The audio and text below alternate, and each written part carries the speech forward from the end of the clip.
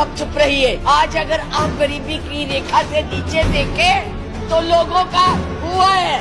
अरे आज यहाँ बैठे हुए हो, हवाई जहाजों में चलते हो और उनमें चलते हो, किसने दिए, किसने बनाए? आज स्कूल कॉलेज यूनिवर्सिटी किसने बनाए? IIT किसने बनाई? MMT किसने बनाई? जिसमें आज आप दिखाई दे रहे हो। क्या किया है 6 साल में? केवल भारत को तोड़ने की कोशिश की है, भारत को काटने की कोशिश की है और कुछ नहीं किया है। आज आप लोग इस देश को, आज पूरी महिलाएं जो है इस चिंता में है कि हमारा भविष्य ठीक है, हम सुरक्षित है, वहाँ उनको कुछ दिया नहीं जा रहा। तो मैं पूछना चाहती हूँ कि आप खास के मोहम्मद गौरी को किसने बुलाया?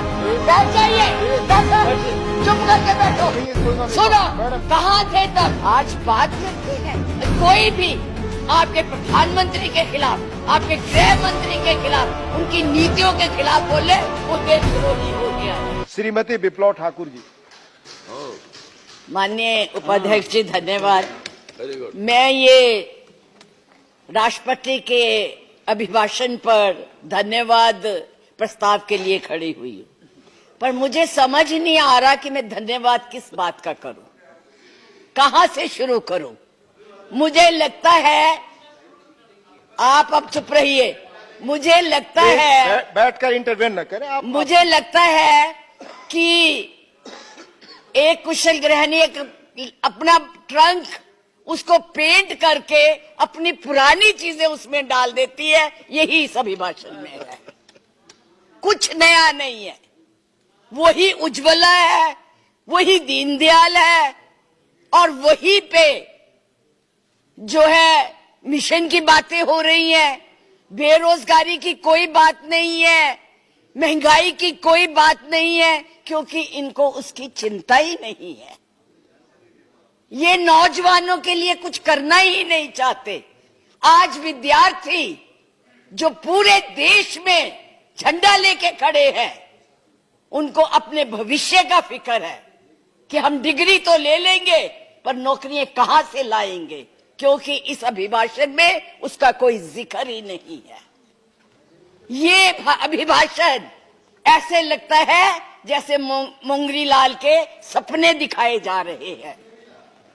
मुंगरी लाल के 2014 में भी दिखाए थे, अभी भी दिखाए रहे हैं। अभी राणा जी बोल के गए, राणे कि जी कांग्रेस भी मैनिफेस्टो देती थी, हमने करके दिखाया है। आज अगर आप गरीबी की रेखा से नीचे देखें तो लोगों का हुआ है। अरे आज यहाँ बैठे हुए हो, हवाई जहाजों में चलते हो और उनमें चलते हो, किसने दिए, किसने बनाए? आज स्कूल कॉलेज यूनिवर्सिटी किसने बनाए? IIT किसने बनाई? MMT किसने बनाई? जिसमें आज आप दिखाई दे रहे हो। क्या किया है 6 साल में? केवल भारत को तोड़ने की कोशिश की है, भारत को बांटने की कोशिश की है और कुछ नहीं किया है। बस वही करो। आज आप लोग इस देश को इस तरह से बांटना चाहते हैं। कुछ नहीं है, ना महिलाओं के लिए है। आज पूरी महिलाएं जो है इस चिंता में है कि हमारा भविष्य ठीक है, हम सुरक्षित है, वहां उनको कुछ दिया नहीं जा रहा। और मैं ये कहना चाहूंगी कि मैं पूछना चाहती हूं, क्योंकि आप बहुत इतिहास के बखे हुए हैं, मोहम्मद गौरी को किसने बुलाया था? किसने कहा था दिल्ली में आंख बंद करने के लिए? कौन जयचंद था? कौन जयचंद था? महाराणा प्रताप जब हल्दी की घाटी में लड़ रहे थे, किस राजा ने उसकी मदद की अकबर के खिलाफ में? बैठ जाइए, बैठो, चुप करके बैठो। सुनो मैडम प्लीज, आप चेयर को एड्रेस करें मैडम प्लीज। इस तरह की भाषा एक भील जाति के लोगों ने, एक भील जाति के लोगों ने महाराणा प्रताप का साथ दिया था। कहां थे तब? आज बात करते हैं देश को आजाद कराने के लिए अहिंसा का पाठ पढ़ाया। आप क्या जाने अहिंसा, जो लाठी लेके तो ट्रेनिंग देते हैं, आज लाठी की जगह बंदूक और रिवॉल्वर आ गए हैं।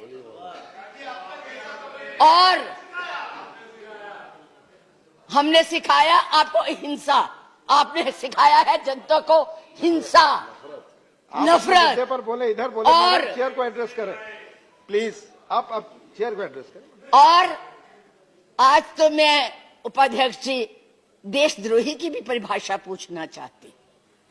क्या है देशद्रोही की परिभाषा? किसको देशद्रोही कहते हैं?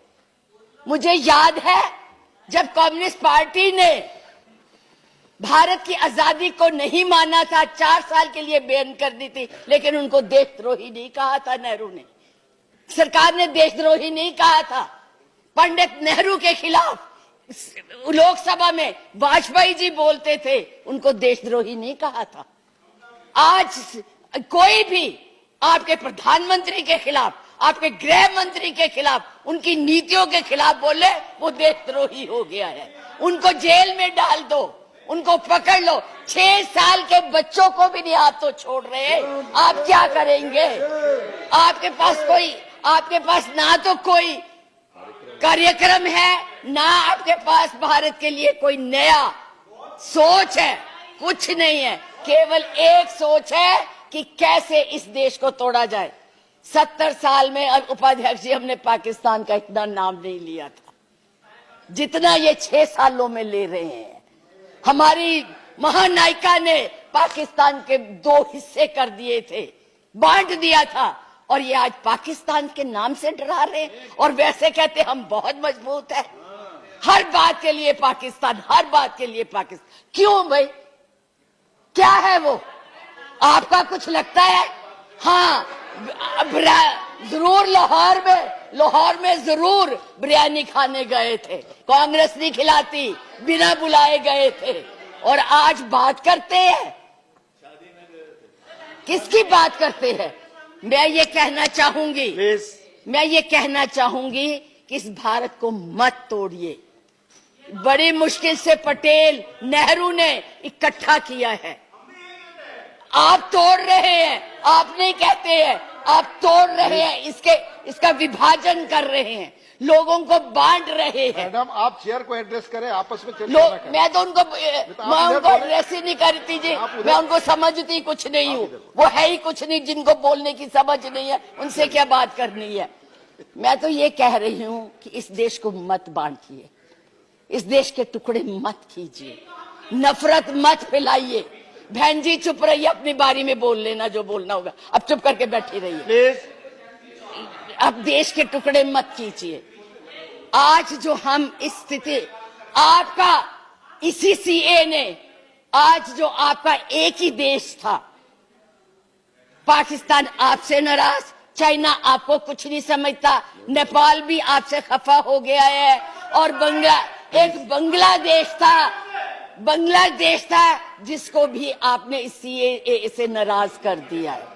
आज वो भी सोचने, उसके 4 मंत्रियों ने अपना प्रोग्राम कैंसिल किया, एक उसमें कि इस देश में ऐसी बातें हो रही है।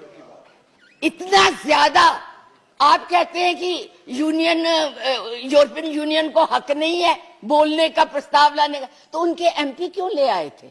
उनको कश्मीर क्यों ले गए थे? आपने खुद उनको इनवाइट किया है, आपने खुद इसको इंटरनेशनल बनाया है, आपने खुद इनको, दूसरे लोगों को इसके ऊपर दखल देने के लिए बुलाया है, और उन्हें नहीं बुलाया। जब तक हमारी सरकारें थी, किसी की हिम्मत नहीं बढ़ती थी हमारे देश की तरफ देख ले। आप लोगों ने किया है ये सब, अपनी करतूतों को छुपाने के लिए उन लोगों की मदद ले रहे हैं। आपके पास कोई प्रोग्राम नहीं है, आपके पास कोई कार्यक्रम नहीं है, केवल एक कर्म है कि गोली से उड़ा दो जी, मार दो जी, खिला दो जी, यही आपकी यही आप करने जा रहे हैं। इसलिए मैं आप लोगों से कहती हूं कि इस देश को मत बांटिए, इस देश की एकता को बनाए रखिए। इस देश में जो भी यहाँ है, आज वो सदियों से रह रहे हैं, अभी नहीं आए हैं। अब पाकिस्तान और बांग्लादेश, अरे भाई वो तो है ही इस्लामिक कंट्रीज, उनके बारे में क्या बोलना है? हम तो सेकुलर, हम तो धर्म को मानते हैं। किस धर्म की बात आप करते हैं? किस राम की बात करते हैं जिसने अपनी मर्यादा को रखने के लिए जनता की बातें सुनी थी? उस जनता की बात सुन के उसने सीता को वनवास भेज दिया, और आप लोग बात तक नहीं करना चाहते। किस राम राज्य की बात करते? किसको पूजते हैं आप? मंदिर बनाइए, जरूर बनाइए, लेकिन उनके आदर्शों को भी मानिए, उनकी बताई हुई बातों को भी मानिए। सिर्फ केवल कहने से बात Madam, नहीं please बनती है, conclude now. ऊंचे ऊंचे भाषण देने से नहीं बात बनती। इसलिए मैं यही कहूंगी कि इस देश को मत बांटिए, एक रहने दीजिए, ये नफरत मत फैलाइए। ये आपके लिए भी और हमारे लिए भी बहुत खतरनाक है। धन्यवाद।